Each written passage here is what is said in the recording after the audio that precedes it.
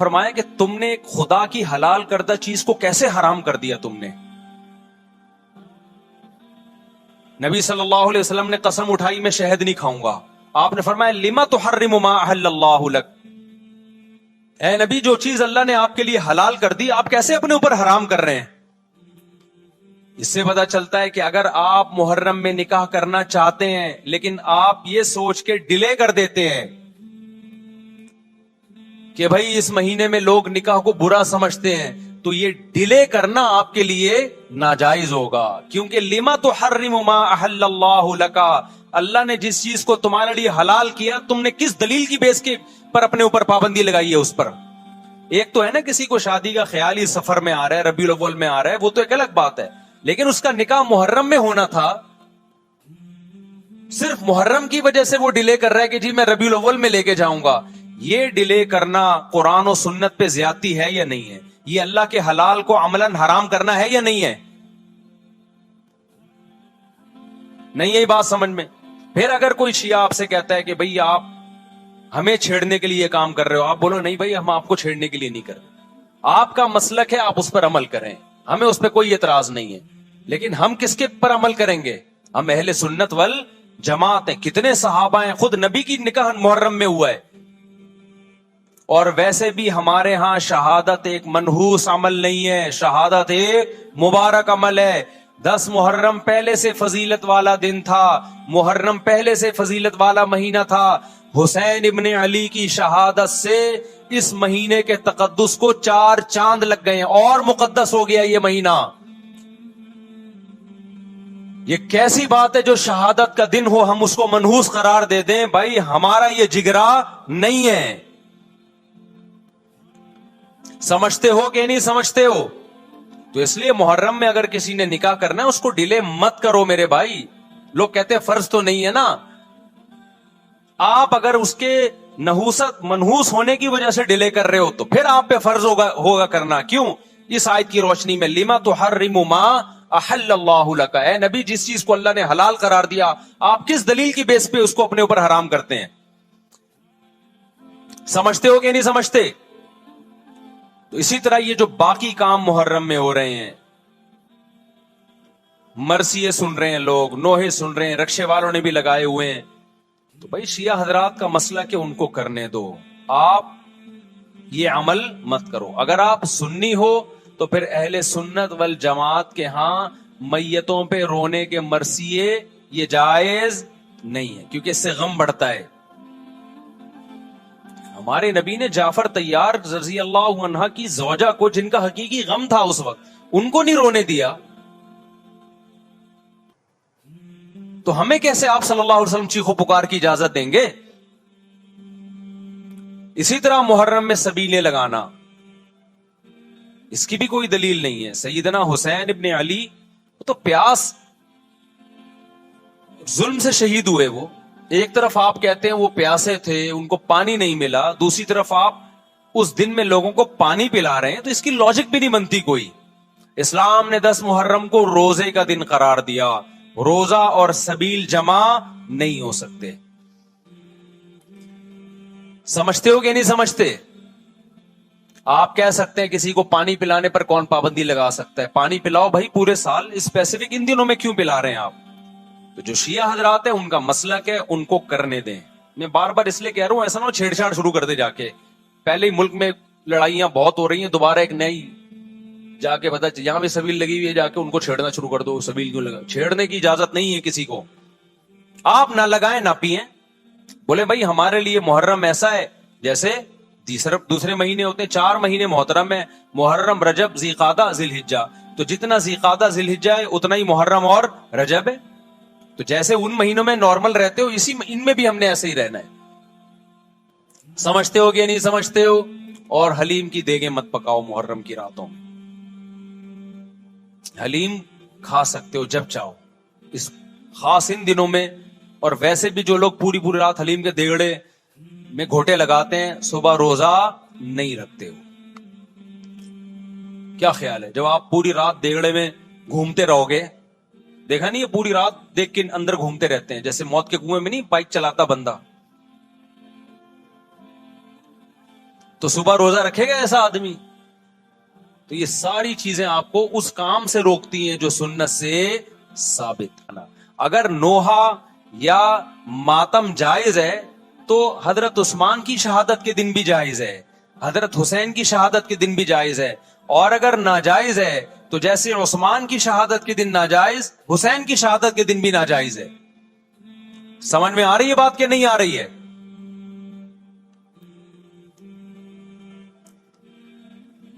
قرآن کیا کہتا ہے ایسے مواقع کے بارے میں؟ تلک امۃ قد خلت لہا ما کسبت ولکم ما کسبتم. قرآن جب بھی پرانی امتوں کے واقعات بتاتا ہے, قرآن کہتا ہے یہ ایک قوم تھی جو گزر گئی, انہوں نے جو کیا اس کا بدلہ ان کو ملے گا, تم جو کرو گے اس کا بدلہ تمہیں ملے گا.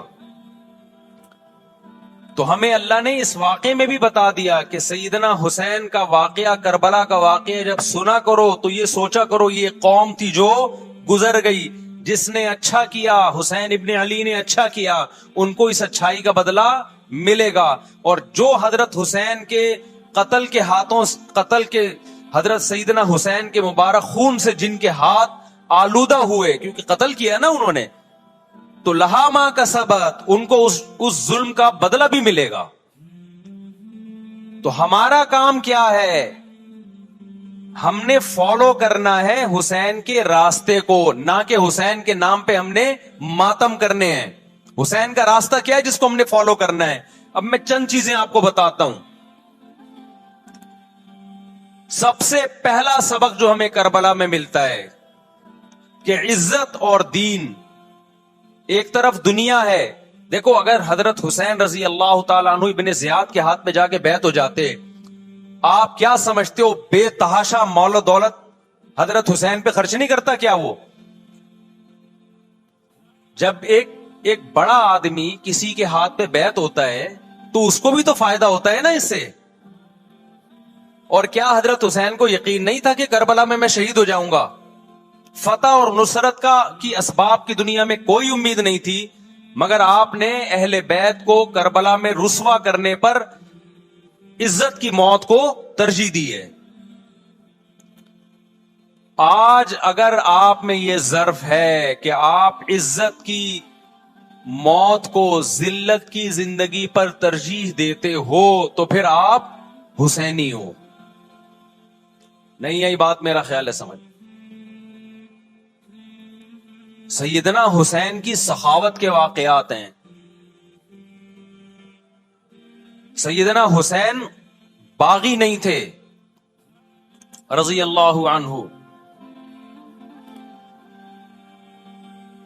پھر جو اہل بیت کا طرز عمل کیا تھا, محرم میں کیا کیا ہو رہا ہے میں آپ کو بتاتا ہوں.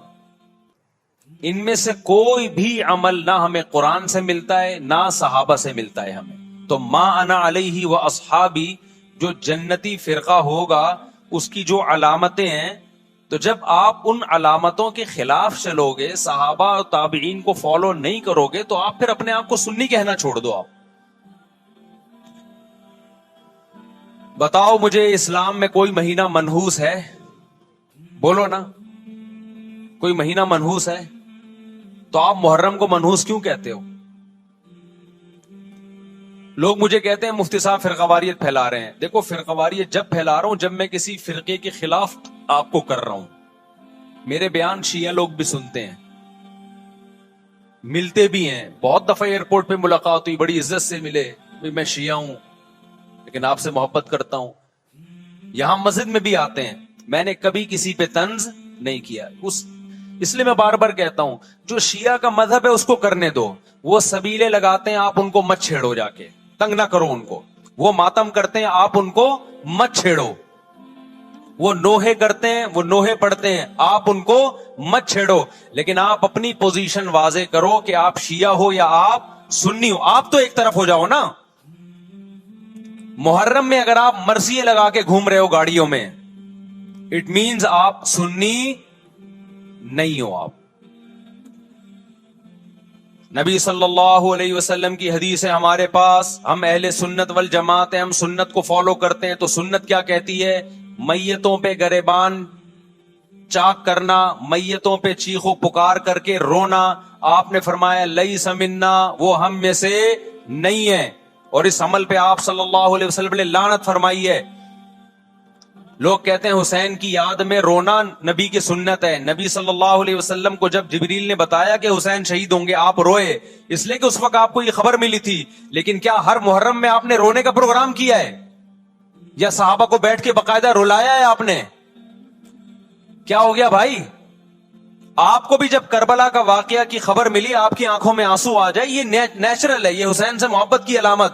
لیکن ہر محرم میں باقاعدہ بٹھا کے رونے کا پروگرام کرنا یہ حسین سے محبت کی علامت نہیں ہے, بلکہ شریعت میں ناجائز ہے یہ غموں کو بڑھانا.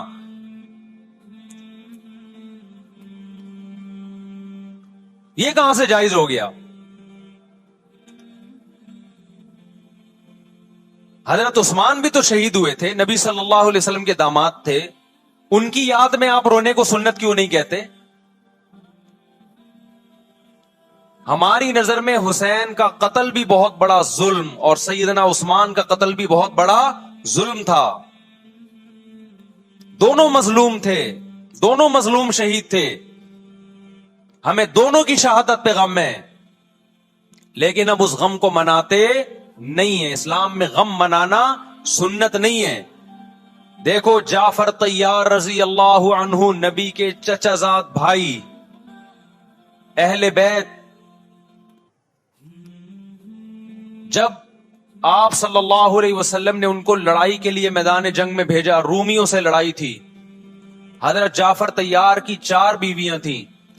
جب نبی صلی اللہ علیہ وسلم مسجد نبی میں بیٹھے, آپ کو فرشتوں نے اطلاع دی کہ جعفر طیار شہید ہو گئے. آپ صلی اللہ علیہ وسلم کی آنکھوں سے آنسو. یہ آنسو اس وقت نکلے جب عین شہادت کی اطلاع ملی ہے. اس وقت آنسوؤں کو نکلنا محبت کی علامت ہے. آپ نے صحابی رسول کو بھیجا کہ جاؤ آپ کی زوجات کو, بیویوں کو جا کے خبر دو کہ جعفر طیار شہید ہو گئے.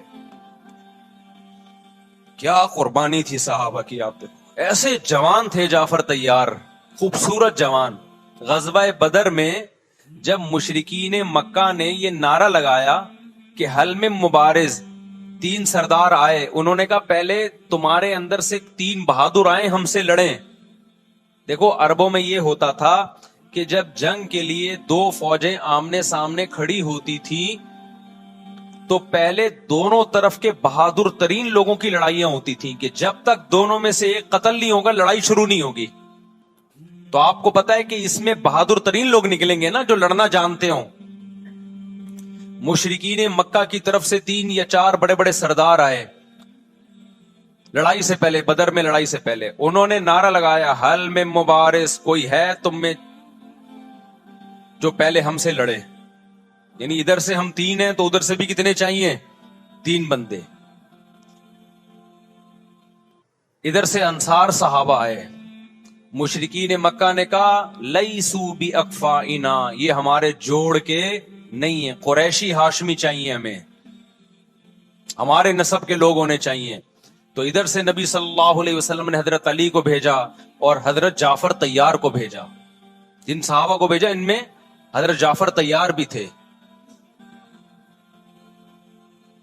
حضرت جعفر طیار رضی اللہ تعالی عنہ اور سیدنا علی مقابلے میں غالب آ گئے.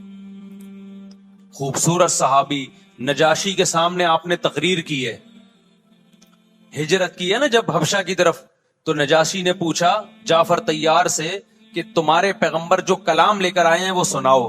حضرت جعفر طیار رضی اللہ تعالی عنہ نے سورہ مریم پڑھنا شروع کر دی.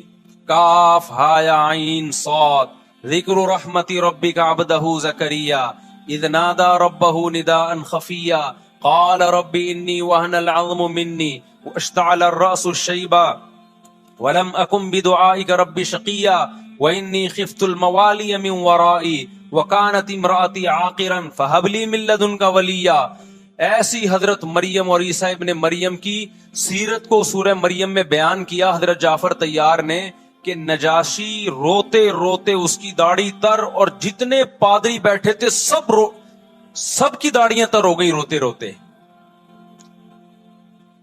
تو یہ تقریر جو نجاشی کے اسلام کا سبب بنے، بادشاہ کو مسلمان کرنے والے کون تھے؟ حضرت جعفر طیار. اور آپ کے چھوٹے چھوٹے بچے، 4 جوان بیویاں ہوں، چھوٹے چھوٹے بچے ہوں، اور ایسے میں میدان جنگ میں لڑتے ہوئے شہید ہو جائیں، تو پیغمبر اور صحابہ پہ کیا قیامت ٹوٹی ہوگی. لیکن ہمارے نبی صلی اللہ علیہ وسلم کی آنکھوں سے کیا تھے؟ صرف آنسو موتی کی طرح ٹپک رہے تھے. اور آپ صحابہ کو اطلاع دے رہے تھے کہ جعفر طیار شہید ہو گئے، اور جاؤ ان کے گھر والوں کو بتا کے آ جاؤ. کتنی بڑی قربانی ہے یہ نہیں ہے؟ جب خبر دینے والا آپ کی ازواج کو بتا کے آیا کہ جعفر طیار شہید ہو گئے، تو آپ کے گھروں سے خواتین کے رونے کی آوازیں آئیں. آپ صلی اللہ علیہ وسلم نے فرمایا ان سے بولو کہ اپنی آواز کو پست کرو.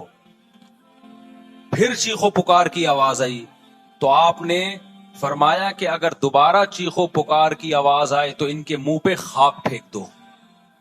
وہ شہید کی بیوہ تھیں، اور شہید بھی کتنے مقدس، ان کو بھی نبی صلی اللہ علیہ وسلم نے نوحہ کرنے کی اجازت نہیں دی. اس دن جس دن غم پہنچا ہے اس دن بھی چیخو پکار کی اجازت نہیں دی ہے. تو آپ بتاؤ اگلے سال اس تاریخ کو چیخو پکار کی کیسے اجازت مل جاتی؟ نہیں آئی میرا خیال ہے بات سمجھ میں. جب غم پہنچا ہے اس وقت چیخنے چلانے کی اجازت نہیں ہے. چھوٹے چھوٹے یتیم بچے، حضرت جعفر طیار کے چھوٹے چھوٹے یتیم بچے، کتنا غم ہوتا ہے جب چھوٹے چھوٹے بچے، ان کا باپ دنیا سے چلا جائے، کتنا ترس آتا ہے ان کے اوپر. تو ہمارے نبی کو بھی ان یتیم بچوں پہ بھی ترس آیا، ان بیواؤں پہ بھی ترس آیا. لیکن نہ نبی صلی اللہ علیہ وسلم چیخو پکار کر کے خود روئے، اور نہ آپ نے ان کی ازواج کو رونے کی اجازت دی ہے. سمجھ میں نہیں آ رہی میرا خیال ہے بات. میرا مقصد شیعوں پہ طنز کرنا نہیں ہے، ان کا جو مذہب ہے ان کو اس پہ چلنے دو. میرا مقصد ہے آپ اپنی پوزیشن واضح کرو کہ آپ ادھر ہو یا ادھر ہو. کسی کو تنگ مت کرو، نہ کسی پہ فتوے لگاؤ کفر اسلام کے، نہ کسی کو جہنمی قرار دو. اپنی پوزیشن آپ فیصلہ کرو کہ آپ اگر ادھر جانا تو پورے ادھر چلے جاؤ. پھر یہ آدھا تیتر آدھا بٹیر والا معاملہ مت کرو. وہ ان کا مذہب ہے بھائی، ان کے علماء ان کو بتاتے ہیں کہ محرم میں کالے کپڑے پہننے ہیں، محرم میں ماتم کرنا ہے، محرم میں کو منحوس سمجھنا ہے، اس میں شادی بیاہ نہیں کرنا. ان کے علماء ان کو بتاتے ہیں، ان کو چلنے دو اس پر. دنیا میں بہت سے فرقے ہیں، بہت سے مذہب ہیں. ہم کسی کو نہ ختم کر سکتے ہیں، نہ کسی کے خلاف نفرت پیدا کر سکتے ہیں. اس سے کوئی چیز حاصل نہیں ہوگی. کسی سے نفرت کرنے کی ضرورت نہیں، کسی پہ فتوے لگانے کی ضرورت نہیں، لیکن آپ کو اپنی پوزیشن واضح کرنی پڑے گی کہ میں کہاں کھڑا ہوا ہوں. اگر آپ سنی ہو تو پھر اہل سنت والجماعت صحابہ تابعین کو فالو کرتے ہیں، حدیث کو فالو کرتے ہیں. اور حدیث میں ہمیں ماتم کرنا، نوحہ کرنا، گریبان چاک کرنا، اس کی پرمیشن نہیں ہے، بلکہ اس سے روکا گیا ہے. اس عمل کو حرام اور ناجائز قرار دیا گیا ہے. بات آ رہی ہے سمجھ میں؟ باقی جو شیعہ حضرات کرتے ہیں، ہمارے دوست ہیں شیعہ، میں مذاق میں نہیں کہہ رہا، ملتے ہیں ہم سے، میں کبھی ان سے مذہب کے ٹاپک پہ بات نہیں کرتا، نہ ان کو کبھی چھیڑتا ہوں کہ آپ یہ کیوں کر رہے ہو، یہ کیوں نہیں کر رہے. بھائی اس کا مذہب ہے، وہ اس کا فرقہ ہے، جو کرنے دو اس کو. ہم نہیں کرتے کیونکہ ہم اہل سنت والجماعت میں. سمجھ میں آ رہی ہے بات کہ نہیں آ رہی؟ پھر ربیع الاول کا مہینہ آئے گا، اس میں بھی آپ اپنی پوزیشن واضح کرو کہ آپ ادھر ہو یا ادھر ہو. 2 فرقے ہیں، دیوبندی بریلوی. میں نہیں کہہ رہا کہ کون جنتی کون جہنمی، لیکن بر صغیر میں جن کو دیوبندی کہا جاتا ہے وہ نظر و نیاز تیجے 40 میں کے قائل بولو نہیں ہے. یہ ان کی کتابوں میں لکھا ہوا ہے، وہ اس کے قائل نہیں. اگر کوئی بزرگ ان میں قائل گزرا بھی ہے تو وہ اس کا ذاتی تفرد ہے، اس کو علماء نے فالو نہیں کیا، اس کو ان کی اجتہادی غلطی قرار دیا ہے. रबीउल अव्वल में जुलूस निकालना या मजार बनाना या मजारों पे जाना इस नीयत से कि वहां जाके हम कोई कव्वाली पढ़ेंगे या कुछ भी, हमारे यहां कब्रिस्तान जाना सिर्फ इसलिए है कि आखिरत की याद ताजा हो, बस। इसके अलावा और कोई कॉन्सेप्ट नहीं है। हमारे यहां कब्र एक बालिश से ज्यादा ऊंची बनाना जायज, बोलो ना, नहीं है। कब्र पक्की करना जायज नहीं है।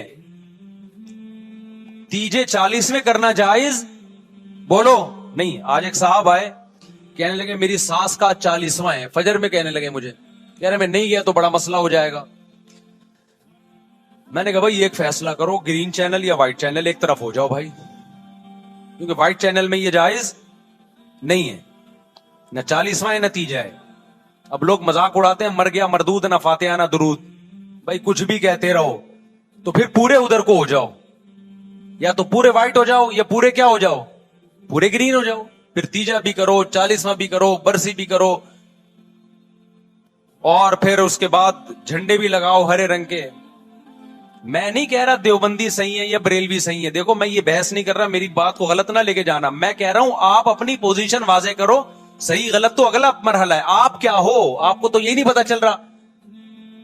आप रबीउल अव्वल में हरे झंडे लेके घूम रहे हो, रमजान में आप व्हाइट चैनल बने हुए हो, मुहर्रम में आप ब्लैक चैनल बने हुए हो, तो पता ही नहीं चल रहा तो है क्या भाई।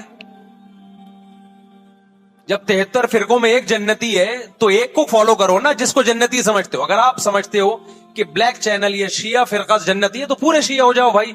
अगर आप समझते हो बरेलवी फिरका जन्नती है तो पूरे बरेलवी हो जाओ।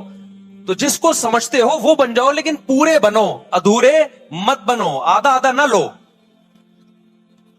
बात समझ में आ रही है? मैं फिर बता रहा हूं, ना मैं किसी को जन्नती कह रहा हूं ना जहन्नमी। मैं ये नहीं कह रहा देवबंदी जन्नत में जाएंगे या बरेलवी जाएंगे या शिया जाएंगे, ये तो अल्लाह फैसला करेगा। हम तो वो करेंगे जो हमारी खोपड़ी में आ रहा है। हमारी खोपड़ी में ये आ रहा है कि जिसको भी करो तो एक को करो पूरा, ताकि एक तरफ हो जाओ।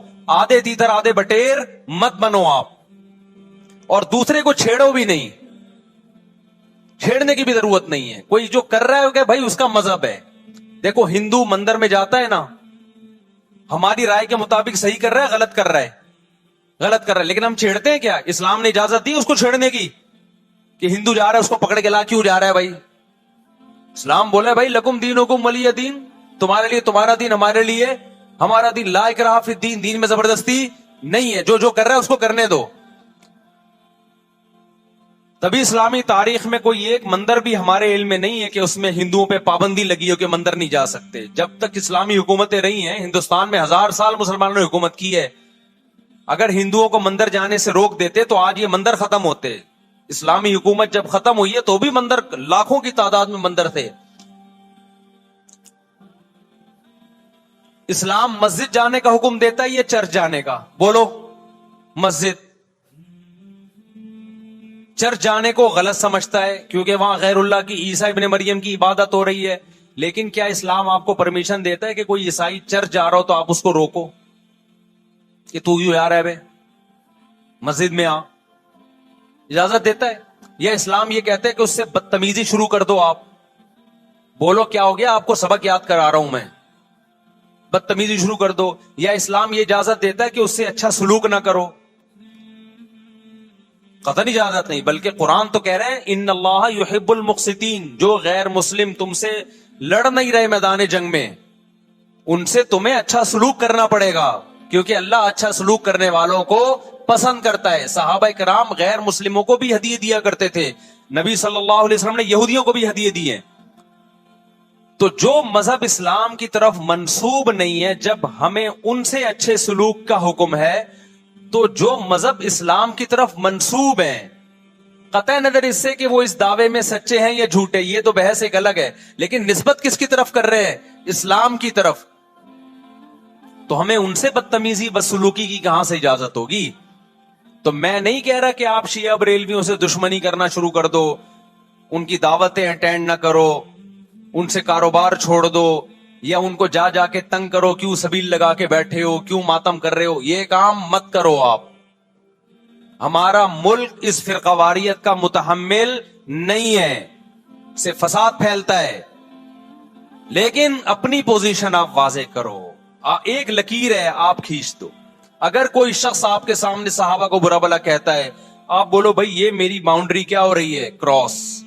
میرے سامنے آپ کو ان بزرگوں کے خلاف بولنے کی اجازت نہیں ہے جن سے مجھے عقیدت ہے.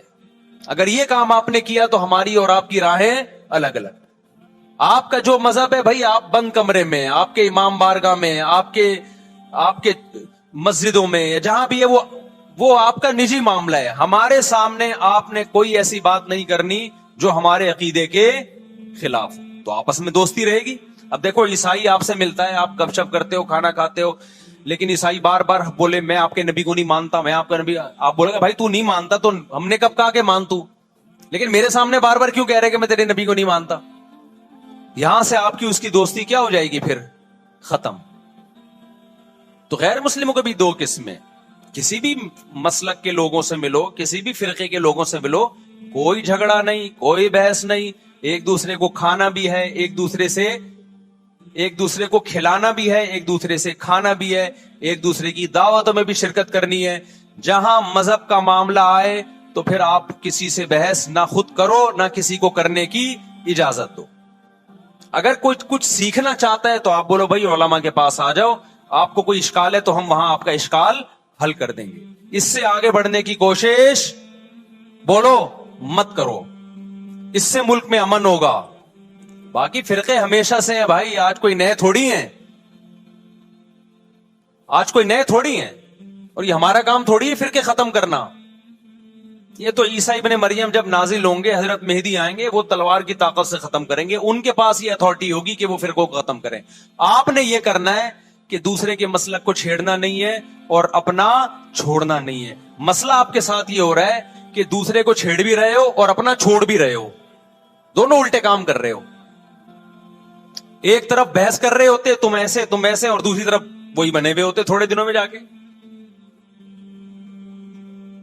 ہاں وہ بتا رہا ہوں, وہ نظر و نیاز والی نہیں, وہ سب کو پتا ہے. ہاں ایسی دعوت نہ ہو جس میں بدعت کی تائید ہو. تو آپ جو کر رہے ہو نا وہ یہ کر رہے ہو, دوسرے کو چھیڑ بھی رہے ہو, جس سے ملک میں بدامنی پھیل رہی ہے. تقریریں سنو, شیعہ ایسے, بریلوی ایسے, دیوبندی ایسے, اہل حدیث ایسے, تقریروں سے کیا پھیل رہی ہے, نفرتیں. اور پھر محرم میں آپ خود شیعہ بنے ہوئے ہوتے ہو, ربیع الاول میں آپ گرین چینل بنے ہوئے ہوتے ہو, اور رمضان میں آپ وائٹ چینل بنے ہوئے ہوتے ہو. سعودی عرب میں سارے وائٹ ہو جاتے ہیں جا کے, سعودی عرب جو بھی جاتا ہے سارا وائٹ چینل. پیغمبر کی قبر پہ کوئی دھمال نہیں, کوئی قوالیاں نہیں, وہاں کھڑے ہوں گے تمیز سے سلام پیش کر کے آگے نکل جائیں. وہاں کوئی چیخو پکار نہیں, وہاں جا کے سارے کیا ہو جاتے ہیں, وائٹ, کیونکہ وہاں حکومت کا ڈنڈا ہے. ٹھیک ہے, تو گورنمنٹ کے پاس تو یہ اختیار ہے بھائی ڈنڈا چلائے, ہمارے پاس یہ اختیار نہیں. ہم تو تمیز سے بات کریں گے, سمجھائیں گے, محبتیں پھیلائیں گے, کیونکہ جب عوام ڈنڈا چلاتی ہے تو اس سے اصلاح کم اور فساد زیادہ ہوتا ہے. تو میں بار بار کہہ رہا ہوں بھائی دوستیاں رکھو, کوئی دفتروں میں شیعہ سنی لڑائی نہ ہونے دو, یہ غلط ہے. محبتیں پھیلاؤ لیکن مسلک کو چھوڑنا نہیں ہے. جب کوئی آپ سے کہے محرم میں یہ کام کرو, بولو بھائی ہم چونکہ اہل سنت والجماعت میں سے ہیں, ہم چونکہ سنی ہیں, لہذا ہمارے ہاں کوئی مہینہ ہمارے مذہب کے مطابق منحوس نہیں. پھر کوئی آپ کو اصرار کرے نہیں یہ نہیں یہ نہیں یہ, آپ بولو بھائی ہم تم پہ اپنا مسلک تھوپ رہے ہیں کیا؟ تم جلوس نکالتے ہو, تم ماتم کرتے ہو, ہم تو نہیں تمہیں روکتے آ کے, بلکہ گورنمنٹ تمہیں تحفظ دیتی ہے, سیکیورٹی دیتی ہے گورنمنٹ تمہیں. تو جب ہم اپنا مسلک تم پہ نہیں تھوپتے تو تم اپنا مسلک ہم پہ کیوں تھوپ رہے ہو بھائی؟ تو ہم محرم میں بھی شادی کریں گے, ربیع الاول میں بھی کریں گے, سفر میں بھی کریں گے, رمضان میں بھی کریں گے. ہم نے تو 4 کرنی ہے, ہم مہینوں کے حساب سے شروع کر دیں تو پھر ہمارے تو بڑے مسئلے ہو جائیں گے بھائی. سمجھ میں آ رہی بات کہ نہیں آ رہی؟ حضرت جعفر طیار اہل بیت میں سے تھے, کتنی زوجات تھیں؟ 4 تھیں. حضرت علی کی کتنی تھیں ایک وقت میں, حضرت فاطمہ کے دنیا سے جانے کے بعد؟ 4 تھیں. یہ بھی ہے سنت میں، نکاح کو فروغ دو، یہ اہل بیت کا طریقہ ہے تاکہ سوسائٹی میں زنا کم ہو، بیوہ طلاق یافتہ عورتوں کو ٹھکانہ ملے. خیر، تو اب میں بات سمیٹ کے ختم کر رہا ہوں. لوگ کہتے ہیں محرم میں ہم نکاح کیوں کریں بھائی، فرض واجب تو نہیں ہے نا، چلو حرام نہیں ہے لیکن فرض بھی تو نہیں ہے نا. لوگ یہ بھی کہتے ہیں. دیکھو، جب قرآن نے کسی چیز کو حلال قرار دیا ہو نا، تو قرآن اس کو پسند نہیں کرتا کہ آپ عملاً اس کو حرام کر دو. دیکھو، مشرکین مکہ کیا کرتے تھے، بتوں کے نام پہ جانور چھوڑتے تھے، پھر ان کا گوشت نہیں کھاتے تھے. اللہ نے سبق کیا ملتے ہیں؟ محرم میں ہم کون سے ایسے کام کر رہے ہیں جس سے ہم اللہ کے غضب کے مستحق ٹھہر رہے ہیں. یہ چند باتیں ہیں جس پر انشاءاللہ آج میں بات کروں گا. اللہ تعالی ہم سب کو عمل کی توفیق عطا فرمائے اور حق کہنے کی توفیق عطا فرمائے. دیکھو، ایک بات خوب اچھی طرح سمجھ لو، اسلام 1400 سال پہلے مکمل ہو چکا ہے. کسی واقعے کی وجہ سے اسلام کو تبدیل نہیں کیا جاتا، بلکہ اسلام کی روشنی میں اس واقعے کے جو تقاضے ہیں ان پر عمل کیا جاتا ہے. ہمارے ہاں ہو یہ رہا ہے، واقعات کی بنیاد پہ مسائل نکالے جا رہے ہیں. 10 محرم کا دن سیدنا حسین ابن علی رضی اللہ عنہ کی شہادت سے پہلے بھی عظیم تھا، اور سیدنا حسین ابن علی رضی اللہ عنہ کی شہادت کے بعد بھی عظیم دن ہے.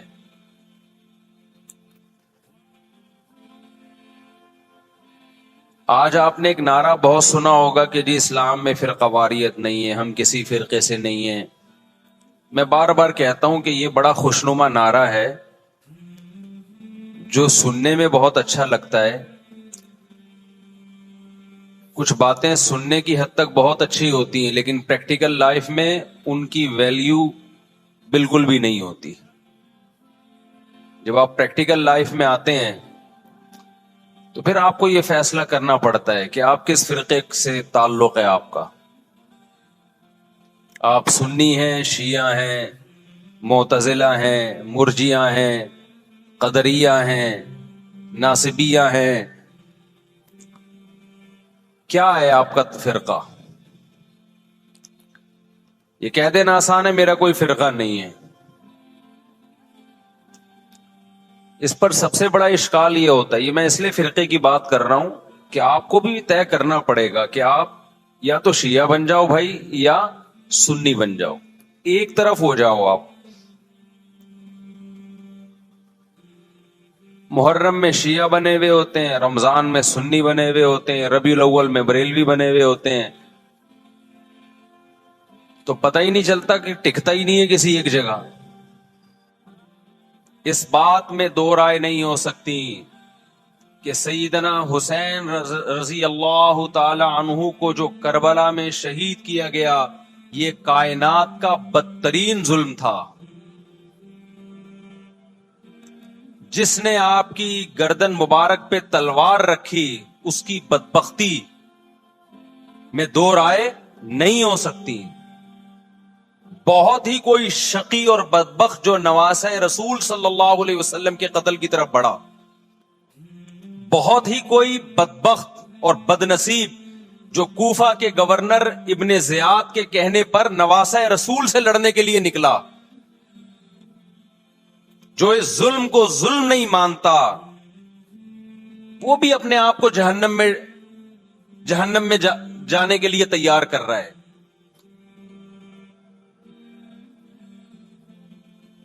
پھر کربلا میں ایک بڑا ظلم یہ ہوا کہ صرف سیدنا حسین ابن علی کو شہید نہیں کیا گیا، آپ کے ساتھ جتنے مرد تھے سب کو شہید کر دیا گیا. لیکن ہمیں پیغمبر صلی اللہ علیہ وسلم اور صحابہ کی سیرت میں کیا ملتا ہے؟ میں ایک آیت سے آپ کو سمجھاتا ہوں. مشرکین مکہ حضرت ابراہیم علیہ الصلاۃ والسلام کے نسب میں ہونے پر اور آپ سے محبت پہ بڑا فخر کیا کرتے تھے کہ ہم ابراہیم کی اولاد میں ہیں، ہم ابراہیم کے دین پہ ہیں.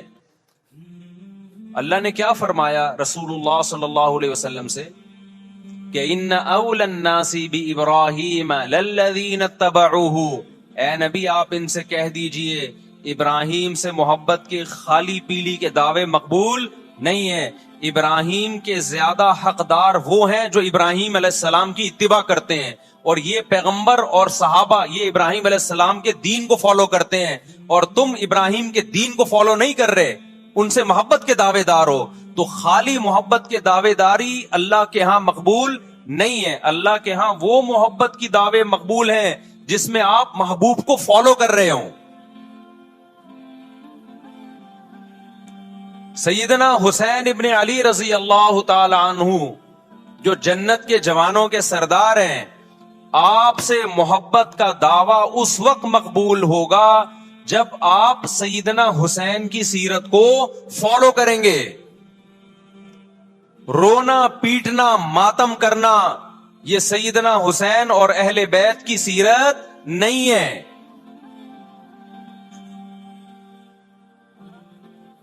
صبر کرنا، ظالم کے سامنے ڈٹ جانا، جان کے خوف سے اپنی پالیسیوں سے پیچھے نہ ہٹنا، یہ سیدنا حسین ابن علی رضی اللہ عنہ کی سیرت ہے جو آج ہمیں کہیں بھی نظر نہیں آتی.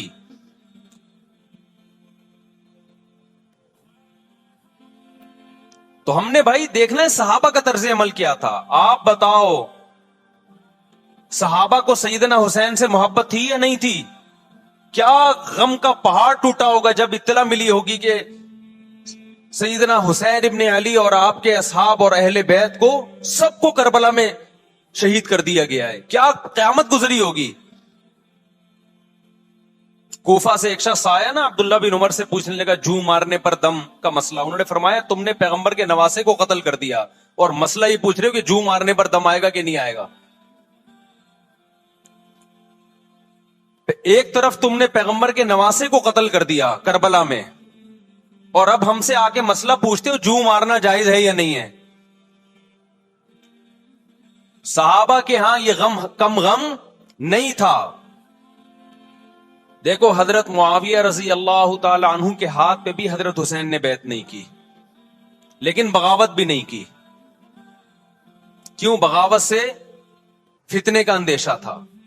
حضرت حسن جو حضرت حسین کے بڑے بھائی تھے، انہوں نے سیدنا معاویہ رضی اللہ تعالی عنہ کے ہاتھ پہ بیعت کی اور اس اختلاف کو ہمیشہ کے لیے اپنی کوشش کے مطابق ہمیشہ کے لیے ختم کر دیا. ختم ہوا نہیں ہوا ایک الگ بحث ہے، لیکن حضرت حسن کا مقصد کیا تھا کہ مسلمانوں کی دو جماعتوں کو میں آپس میں لڑتا ہوا نہیں دیکھ سکتا. لوگوں نے کہا آپ خلافت کے حقدار ہیں، آپ نے فرمایا میں دستبردار ہوتا ہوں سیدنا معاویہ کے حق میں. حضرت حسن بیعت ہو گئے حضرت معاویہ سے اور یہ اختلاف کو کیا کر دیا؟ ختم. حضرت حسین بیعت نہیں ہوئے، لیکن حضرت حسین نے بغاوت بھی نہیں کی. ہر ایک کی اپنی رائے تھی. حضرت حسن کی اپنی رائے تھی. ان کا خیال تھا کہ بیعت ہونا مسلمانوں کے لیے زیادہ مفید ہے. ایک پاورفل حکومت ہوگی، ایک طاقتور ریاست ہوگی، ورنہ لڑتے رہیں گے آپس میں. حضرت حسین کا موقف یہ تھا کہ میں بغاوت تو نہیں کروں گا لیکن بیعت بھی نہیں ہوں گا، کیونکہ اگر بیعت ہو گیا تو اس سے جو خلفائے راشدین کے دور میں جو خلیفہ کی سلیکشن کا طریقہ تھا وہ طریقہ ختم ہو جائے گا. تو میں اگر اس طریقے کو نہیں لا سکتا تو اس کے خلاف کو پروموٹ بھی نہ کروں. میں یہ بھی ایک رائے تھی. میں سمجھا پا رہا ہوں اپنی بات؟ بھائی رائے کا اختلاف ہوتا ہے نا. نبی صلی اللہ علیہ وسلم نے فرمایا اذا اجتہد المجتہد فإن اصاب فله اجران وإن اخطأ فله اجر واحد. جب کوئی مجتہد اللہ کی رضا کو سامنے رکھ کے اجتہاد کرتا ہے، صحیح اور غلط کا فیصلہ کرنے بیٹھتا ہے، رائے یعنی اس کا مقصد اللہ کی رضا ہو، تو اگر وہ درست نتیجے پہ پہنچے تو 2 ثواب، غلط نتیجے پہ پہنچے تو بھی 1 نیکی اس کو ملتی ہے، اس لیے کہ اس کے بس میں جو خیر خواہی کے لیے جو تھا وہ اس نے کر دیا۔ رائے کا اختلاف ہوتا ہے۔ تو حضرت حسن رضی اللہ تعالیٰ عنہ بیعت ہوئے حضرت معاویہ کے ہاتھ پہ، سیدنا حسین نہ بیعت ہوئے اور نہ آپ نے بغاوت کی، خاموشی اختیار کی۔ حضرت معاویہ رضی اللہ تعالی عنہ نے سیدنا حسین کو تلوار کی زور سے بیعت پر مجبور نہیں کیا، بلکہ نواسہ رسول کا خیال کیا اور وصیت بھی کی لوگوں کو۔ لیکن جب حضرت معاویہ کے بعد یزید جانشین ہوا، اس کی سب سے بڑی غلطی یہ تھی کہ اس نے نواسہ رسول صلی اللہ علیہ وسلم اور آپ کے ساتھ جو چند اہل بیت اور چند صحابہ تھے، اس وقت بھی حضرت حسین نیوٹرل تھے، نہ حضرت حسین نے بغاوت کا ارادہ کیا اور نہ بیعت کرنے کا ارادہ کیا۔ یزید ابن معاویہ کو چاہیے تھا کہ سیدنا حسین رضی اللہ عنہ کو اپنے حال پہ چھوڑ دیتا، اپنے والد کی طرح۔